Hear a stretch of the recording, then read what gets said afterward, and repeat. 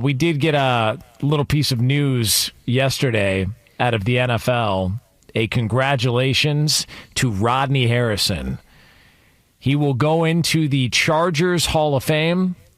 That was information was given to him as he was waiting in the parking lot outside his daughter's volleyball tournament. He got a FaceTime from Jim Harbaugh, the coach of the Chargers, to let him know that he was going into the Chargers Hall of Fame with greats like LaDainian Tomlinson, Antonio Gates, Junior Seau. So Rodney Harrison, well-deserved, goes into the Chargers Hall of Fame. And I don't know that there's a lot of people, by the way, speaking of a guy who not crash out. Yeah. Not built for today's game. He crashed out on me. Did he really? Yes, he did. What happened? There was a play. Doug Flutie did something. I don't know. I felt like somebody moved. I went through the line of scrimmage, and I hit Doug Flutie and knocked him on his back. And Rodney just crashed out, man. Like, he was like hollering at me, da-da-da, this, that, I'll F you up, this, that, this, that. So he ain't afraid, I'll tell you that. So you don't want to know why? He's not afraid. Because he's a leatherneck. Western Illinois, baby. He's not afraid, bro. I told him I'll beat your ass on this field, off this field, wherever you like it. I'll beat the F out of you, bro. Don't you ever talk to me that way. We was talking greasy to one another. I mean, he picked the right one to talk to that way. We definitely, exchanged some very, very non-pleasant pleasantries to one another during the course of that exchange. But I respected it. And the one thing about it is if somebody if Seau would have hit our quarterback and was called for an offsides and then a personal foul, I would have been telling, as much as I love Junior, I would have been telling him the same thing. I would have been saying the same thing. If it was Rodney Harrison, I would have been saying the same thing. So he's one of those type guys. You hate him as an opponent, you love him as your teammate type dudes, and he's well deserving of it. I mean, I don't know let me look him up. I felt like he had a Hall of Fame career, man. Agree. I mean, I really do.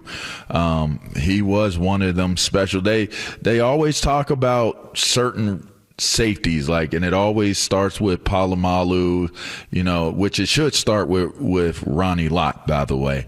But, a lot of people bring up, Polamalu and Ed Reed, and then it's kind of like they stop, or they bring in Sean Taylor, and they talk about those guys, and deservingly so. Not saying not deservingly, but there have been some guys that have really played this game at a very, very high level, and Rodney Harrison was definitely, he was definitely one of them. First team All-Pro twice, second team All-Pro, was fourth in Player of the Year, Defensive Player of the Year voting one year, won a couple of Super Bowls in New England, obviously Pro Bowls.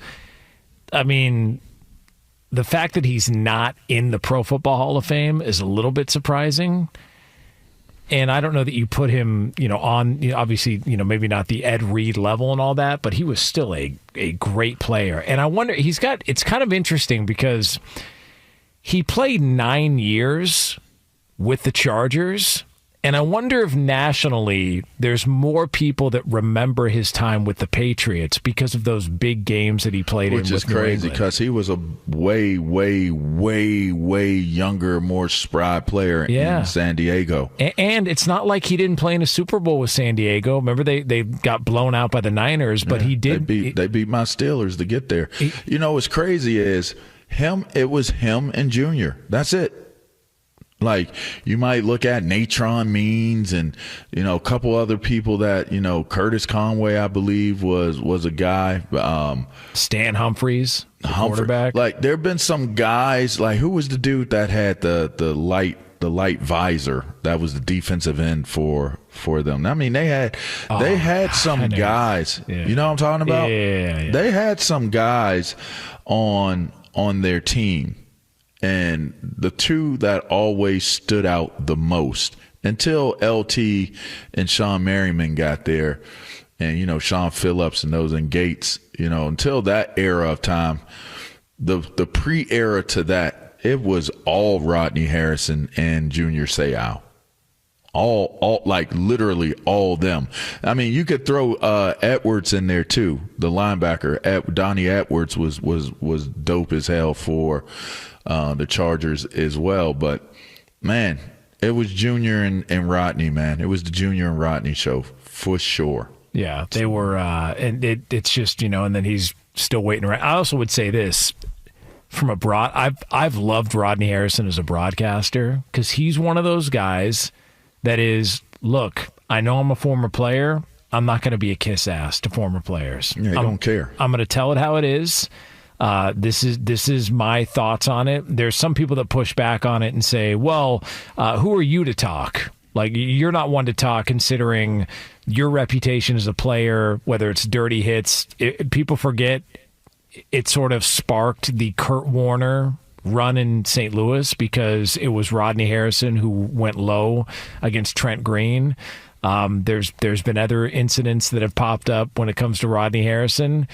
He was fined a significant amount of money throughout the course of his career, but that dude was a great player. And I think that people look more at his run with the Patriots than they do his run with the Chargers, and he was in San Diego way longer. And I don't know if that's because it was San Diego, and this is not to be insulting or offensive to San Diego Charger fans or people listening in San Diego, but look, the team left for a reason. I mean, they're clearly... The market, the visibility wasn't the same as it was in New England. So when he went to New England and was able to win Super Bowls there, I think it put his career on another level. And the fact that he's still waiting around for a Hall of Fame bid is kind of strange. That's kind of odd to me. I guess, there's a few of them out there. I guess he's one of those names to add. Darren Woodson, he's a name to add. He continues to wait on getting a nod and getting into the Pro Football Hall of Fame. There's a lot of them out there, but Rodney Harrison definitely was a generational player and definitely was a special football player. I think he does an excellent job as well. The one thing I love about Rodney is that he just don't give an F, bro. At all. Like, you can say what you want about him, and I tend to try to pattern myself after guys like that. Growing up watching them, even now being in this type of environment where I do media, I try to do it the same exact way. I could care less what people say. You could say I stink. You could say this, that, and the other. I'm going to have a good time with it because at the end of the day, I'm getting paid to do the job. You get zero for saying I stink. Damn. You know what I mean? So it's like I get behind the microphone. I know what I know. I've experienced what I've experienced and continue to learn, continue to talk to people, that are within the game, whether it be, top tier guys, top level, corporate, or if it's the players themselves. I try to stay connected to it as much as I possibly can and give my perspective. Because that's what this is. When you do talk radio, you're here to give perspective. For him, he's an analyst, a studio guy, and he's brought in to give his opinions and his perspective, which is based upon your experiences and how you see them. So if you tell me my perspective is some S, then that's fine. But I'm nonetheless still giving you genuine, authentic perspective, and that'll never change.